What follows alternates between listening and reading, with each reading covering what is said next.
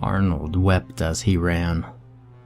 He wept from the near transcendental agony that coursed through his innards like tidal waves of needles and broken glass.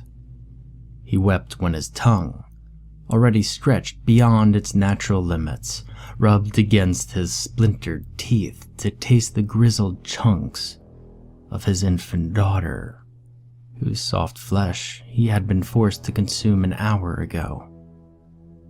He wept as his knuckles shifted of their own accord to grasp at the matted clump of blood-soaked hair that had once belonged to his wife. He wept and ran, feeling his rebelling muscles contracting and swelling under his battered skin with each painful movement. He wanted to stop. He needed to stop.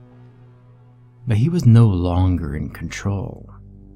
He was a prisoner, trapped and suffering within his own skin. His legs took him over a fence and carried him onto a weed-choked lawn. Arnold felt the impact send tremors through his twisting bones, his head tilted downwards, allowing him a view of the twin horrors of raw flesh and jutting bone that his legs had become. Arnold screamed in his mind and fought against the invisible shackles that bound him. But he couldn't free himself, and he knew, despite the anguish that the knowledge brought, that he was not going to wrest control of his faculties from whatever held the reins now. That's all his body was now, hopped another fence and bolted past the grimy mirror that sat alone in a backyard much like the previous one, its head twisting towards it as it looked for a new meal. Arnold floated in his own mind like a rotting piece of trash in a dark pond, deaf and mute, but not numb or blind. He could see the vulgar mockery that had been made of his own face. The eyes, formerly green and full of human emotion, now swollen with red blood and rolling madly. The lips which he had kissed his wife with, now strips of pink meat dangling before dripping mauve teeth. Like wood splinters set in gums slathered in enamel, in the blood from his own family. He couldn't close his eyes, and the moment in which he saw that obscene thing seemed to stretch on into an infinity. Then, the moment finally ended and Arnold floated down into the depths of his own memories. He first remembered all the happy moments that he had shared with his wife and daughter, even if the former moments had been longer than the latter. Linda's beaming smile as he proposed to her, their first lovemaking session and the feel of her warm skin under his hands, the delighted tears that had welled up in her bright blue eyes as she told him that they were going to be parents. Arnold's body had made its way through the woods, the change in terrain, from soft grass and flat concrete to hidden branches and sharp stones, redefining pain. Linda's bright blue eyes, the scent of her hair, the way she giggled when he prodded her toes. The mutilated body raced across the ground on all fours, even as his knees inverted themselves with a tearing of sinews. Arnold felt his spine press through the skin of his back, splitting it as cleanly as if the wound had always been there. Meredith's birth, the pain in Linda's eyes, the tears. Then, her screams being joined by the harsh wailing of the baby. The body leaped upwards, higher than humanly possible. It landed in a thicket, the small thorns of broken bone that jutted out from its raw fingertips reaching out, grabbing at a faint, furry form that huddled in the undergrowth. The long hours spent tending to the baby, her tiny lungs producing shrieks that seemed to belong to a far larger person than she. The looks of annoyance that he and Linda shared, looks that would be forgotten when Meredith smiled benevolently up at them from her crib.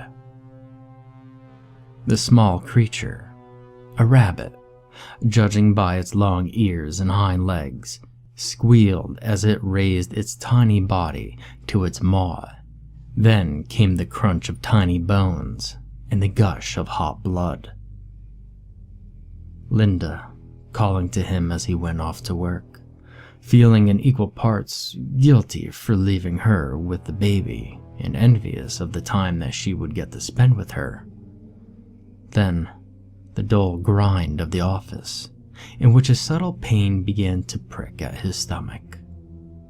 The last of the rabbit slithered down the monstrous body's gullet to join Meredith, and what little of Linda it had been able to stomach.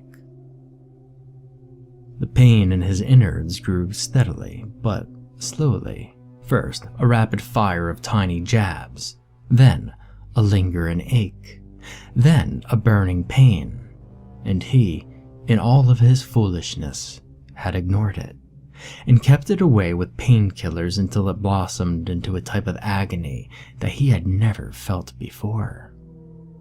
Arnold's body, now flayed by and impaled on thistles and splattered with even more blood, scuttled deeper into the woods, treading shards of broken bottles and old shell casings. Arnold briefly caught a glimpse of a dented truck with muddy wheels. The silent trip to the hospital after he had pissed red, the fearful looks shared by husband and wife, and the deep nausea rolling in his gut, copulating with the pain. Then, the arrival, the stink of antiseptic, the long wait, and then the doctor's words. Arnold watched from inside of the tomb that his body had become as its fingers wrapped around the throat of the hunter, pressing the tiny spears of bone into the meat of its neck and pulling the flesh apart with savage slowness. Those words, spoken by a man who had said the same words 1,000 times before. "I'm sorry, but we discovered several tumors in your stomach and kidneys, and we believe them to be malignant." The hunter tried to struggle, tried to fire his gun. Arnold silently prayed that he would be able to pull the trigger to end the nightmare that was his existence. But his own body proved stronger, and it pulled the poor man's throat open, tearing apart carotid and jugular, and laying the spine bare. Arnold screamed with the blackness of his mind and wished for it all to end. Linda's hand had gone to his when the news was broken, but either her skin was hot or his was cold. He felt a buzzing in his ears and his eyes grew watery as the realization washed over him. The next year had been spent searching and begging and wasting time and money on a cure that both knew to not exist.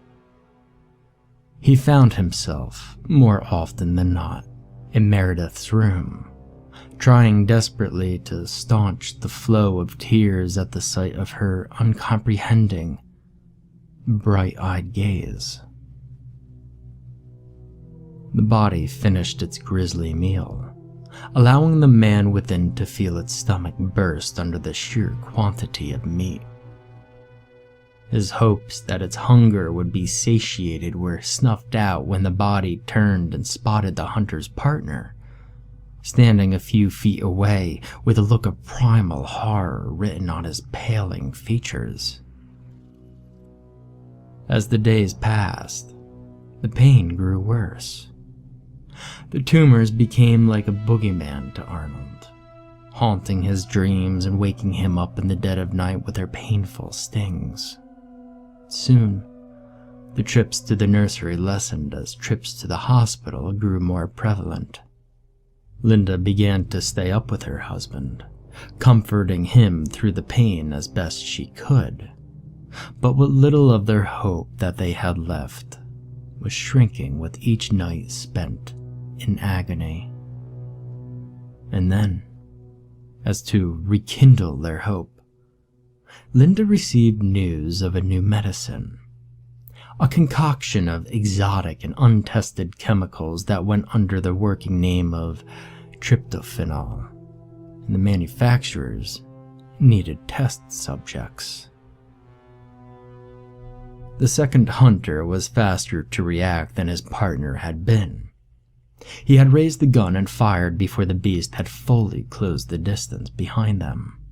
Arnold felt the buckshot tear into his body, but the force that controlled it refused to buckle. The office that they met Dr. Morgan in was as neat and pristine as any other doctor's office that they had seen, and they had seen many. Dr. Morgan was a short, robust man with smooth skin and eyes that seemed endlessly compassionate. He asked them a few questions, took his blood pressure, and then escorted him into a bland, white room where a single table and cot sat with their metal parts gleaming like diamonds in the harsh fluorescent light. The hunter screamed as the same talons which had killed his friend aimed for him. The tryptophanol was a clear liquid, like water, and it burned when it entered his bloodstream. It was only after the burning spread to every limb, every digit, and increased until it felt like he was sweating hot oil, that he realized that he had made a very serious mistake. It had taken a few hours to become truly painful, and the two had returned home in that time. Looking back on it, Arnold wondered if things could have been different if he had been somewhere else. Anywhere else. The fingers plunged into the second hunter's stomach and began to pull outwards, the barbs and the full weight of the body making sure that escape was impossible. The tryptophanol started to twist his body a few minutes after the pain had become almost unbearable.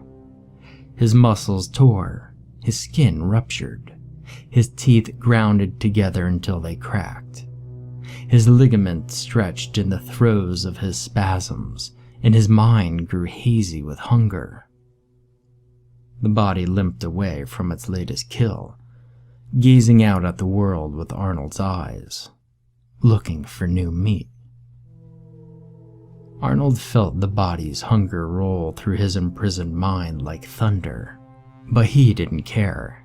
He had found an exit, a way to block out the horror of what had happened to him. He turned his attention away from the present and plunged headfirst into the sea of the past, knowing that he had a lifetime of memories to return to. And if they ended before the body gave out, he would just start all over again.